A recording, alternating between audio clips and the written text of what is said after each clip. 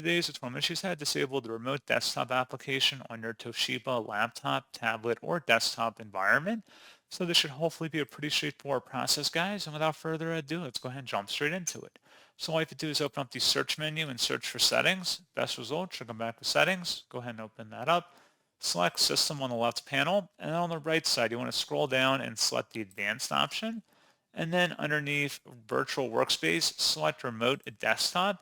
And then if remote desktop is toggled on your Toshiba device up here, toggle it off, select confirm, and it should be disabled. So as always, thank you guys for watching this brief tutorial. I do hope I was able to help you out, and I do look forward to catching you all in the next tutorial. Goodbye.